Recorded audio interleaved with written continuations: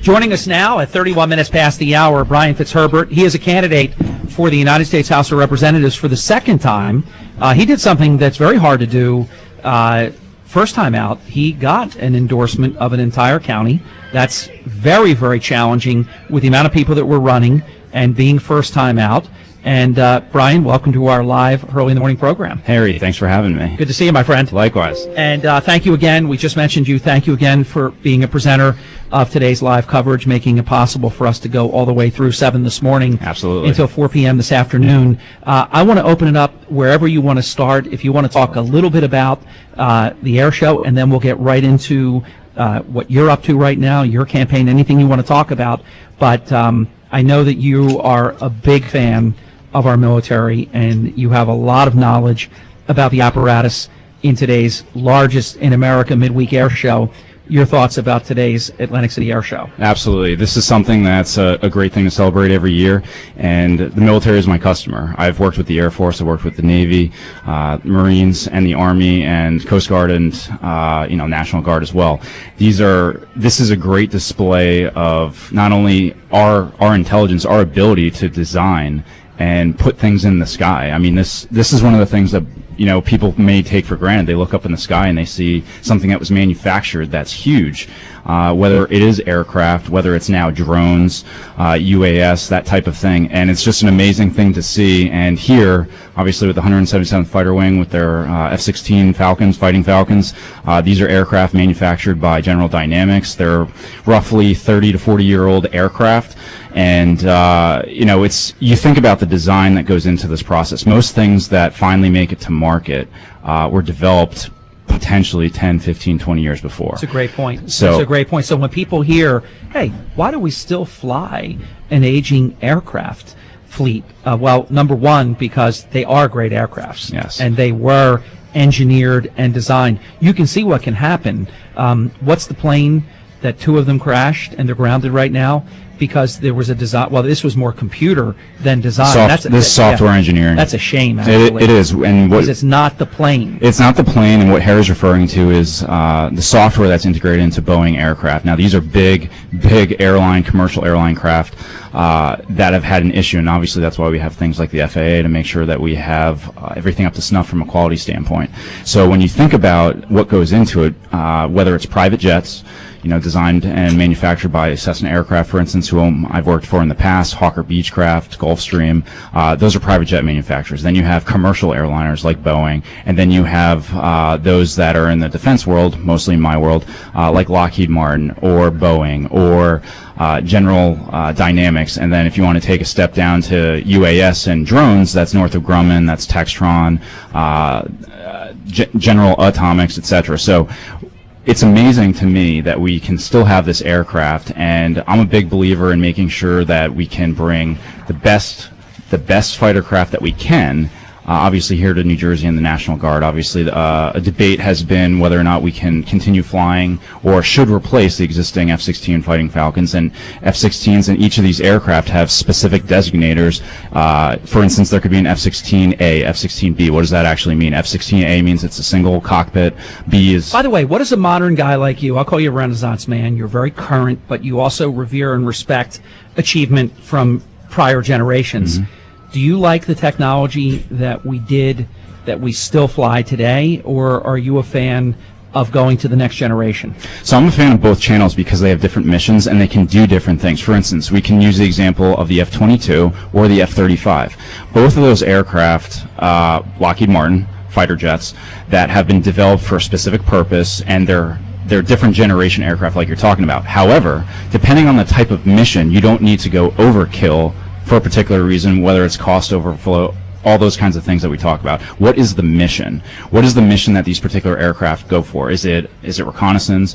Is it National Guard? Is it naval aviation? Is it the Air Force? Could it possibly be Space Command? Could it be modified? So there's definitely different lanes. Question. Are we fixing the aging fleet that we have?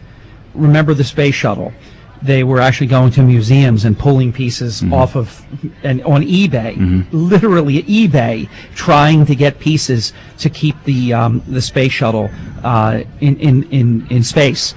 Do we fix this aging aircraft, or do they still build the old technology new? So what you're talking about is an obsolescence issue. Yes. Obsolescence is a major challenge and variable within aviation, aerospace, and defense, because what happens if a company designs and they manufacture a part and it's not cost effective to do so, they stop making the part becomes obsolete, you either have to redesign and replace that part, or for instance, like you're talking about, there happens to be a part that was used for something else, you find it on eBay, and you can keep it going. This is one of the problems that I have supremely with the Democrats and those on the left side of the aisle, is that they consistently want to cut defense spending and anything under the sun, and you can do the diametric parallel between President Obama and President Trump. Now, I'll give you an example.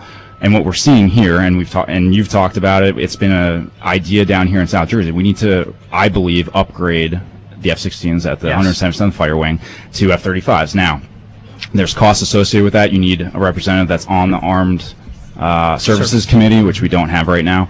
And we need someone who's going to be able to be that advocate that can get your way through the minefield of industry. And that's what I'm proposing because of my background in defense and aerospace. Before we go and shift, the biggest piece of this and I have a follow-up. Yes, sir. The biggest piece of this is the fact that I'll give you an example. We have aircraft. Let's say we have quantity 4 of something, and only 2 are mission ready. You're going to bastardize the other 2 for parts, for logistics, to capitalize the other ones. Yeah. That is a huge problem, and this was something. So 4 becomes 3.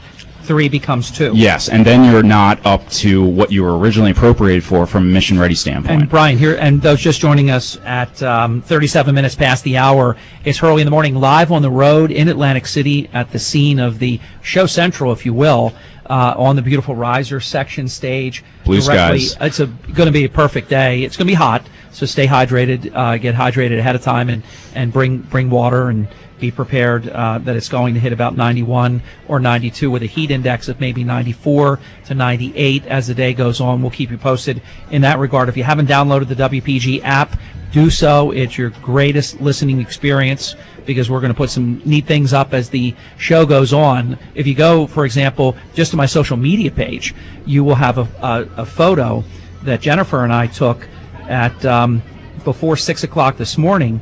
Check this out, Brian. This is what it looked like when we got here. It's not photoshopped. Amazing. Half light, half dark. Is that one of the coolest photos ever? You should frame that. You should enlarge that and frame that. I'm going to do that. It just is, and Jennifer pointed out to me, she said, look, I've never seen that demarcation so incredible. And Senator Brown thought it was photoshopped. Everybody looking at it is going to think it's photoshopped, but you'll see the clouds. Some of them are in the light that connect, that go into the dark. It's not photoshopped. It's a really cool picture. So we're going to be doing stuff like that. I'm sure Ashley Sirkin is going to be here, and she does a great job with both video and with still photography. So the WPG app is where you want to listen. Free download. Go to your app store or your Android marketplace. Here's my follow-up. Do we ever worry about a plane that's decades old with fatigue, that it could fall apart in the air even? So it depends on the upkeep, right? So you can make manufactured things last for a very long time if you constantly upkeeping. It's just like a car. It's just like anything that can be manufactured with any kind of list of bill of materials and parts that go into that process. It's maintenance. It's keeping them up to snuff. Now, the things that change, obviously, when you have software, when you have computers integrated into different things. When it comes to mechanical failures, it's very rare that something didn't happen, like a bird going into a turbine or something else happening to the point of human error. And that's one of the challenges that we have, because when we incorporate human pilots into things, obviously sometimes split-second decisions happen, and that could inadvertently cause something to make a wrong decision. Then you have a wrong thing. What are some of your favorite things that will be happening between 11:30 and 4 p.m. today here at the 17th annual Atlantic City Airshow? So I'm a big fan of Thunderbirds. Yeah. That's something that I've seen since I've been a child, and it's just amazing to me to see aircraft that can go that fast, that can do those kinds of maneuvers, because all these different aircraft that we have, fighter jets, etc., that the military has deployed in one way or the other, has a specific purpose. They have a specific design. They're specifically weaponized for a particular mission. And to me, it just blows my mind. And that's also why I have a fascination with where things may be going even further with the development of UAS and drones. Unfortunately, when you were talking with Senator Brown, I saw that Fox News reported that another drone was shot down over in the Middle East. This was an MQ-9. Anyone who's familiar with that designation knows it's a Reaper, manufactured by General Atomics, and that has a specific mission capability. So that's unfortunate. I'm sure more will come out with that. But back to the air show, the fact that we have the opportunity to see Thunderbirds here among the other aircraft that are here, it's just an amazing thing to behold. And you just look up in the sky and you see these manufactured, these human-designed pieces of equipment that still carry out the mission. It just blows my mind. Comment about the Red Arrows, the international presence that we're going to have this year. So this is something that I encourage all your listeners to Google, to learn more about, because when we have something of this magnitude, when you're talking anything international, everyone's watching. Everyone's watching. And to the point where decisions that are made, sometimes leadership takes hold, sometimes poor decisions are made. These are things that I don't even want to go too many into details, because it's just something that when you're learning it for the first time and you're understanding, it's anything similar to anything we do internationally. From, you can even use Navy war games as an example. You can use anything under the sun, and it's just amazing to me that this is at the forefront, that we can have things like this. It's going to be very, very neat, and it's their first time here. It's going to be very, very cool. There'll be a little open window between the Thunderbirds and the Red Arrows, but I think that is so neat. And, oh, by the way, unless you have seen the absolute most up-to-date show schedule, B-52 demonstration is back, and I know it's older technology. How far does that go back? So we're talking probably 50s, 60s, somewhere in that time frame. I might have to be fact-checked on that, but significant time frame. And the fact that we still have aircraft like that companies like Northrop Grumman still can assist, it just blows my mind. Again, we talk about, I'll give you an example, the V-22. This is a tilt-rotor helicopter, most known by those who watch Transformers movie. This is the tilt rotor that can go up like a helicopter and then take off like an airplane once it's skyborne. That was designed in the 80s, and that didn't come out and be deployed until Operation Iraqi Freedom. And it is an amazing aircraft. Textron, my former employer I used to work for, designed that with Bell Helicopter and Boeing, and it's just an amazing aircraft, and it just tells you how much appropriations, the House of Representatives, Congress, the President, who's in power, to be able to get things through, because things could be sidelined, things can be shelved if they're not appropriate. And this is why we have such a problem with continuing resolutions when it comes to the budget. All these defense contractors, aviation, aerospace companies, they make decisions based on employment, based on R&D and other development, to basically tie that to their anticipated budget. And if they don't think they have a better than their price to win, they're better than 50% chance of winning the program, they're not going to invest. And that's a huge problem, because then that's when layoffs happen, companies merge, companies shrink, and that's what happens right now in the economy. When the economy's good, you have defense contractors merging because there's ways to find efficiencies. For instance, the most recent two, L3 Technologies and Harris Corporation, have merged into L3 Harris to become the 6th largest defense contractor, who I work for now. And then you have Raytheon and United Technologies, both big defense contractors in their own right, have merged, and assuming the Department of Justice approves that merger, that's going to be another large defense contractor that now dwarfs Lockheed Martin. 45 minutes past the hour, you're listening to Brian Fitzherbert. Among other things, obviously you can tell very, very knowledgeable in terms of the apparatus that we're talking about today, but also a candidate for the United States House of Representatives seeking the Republican nomination, which we're going to talk about in just a moment.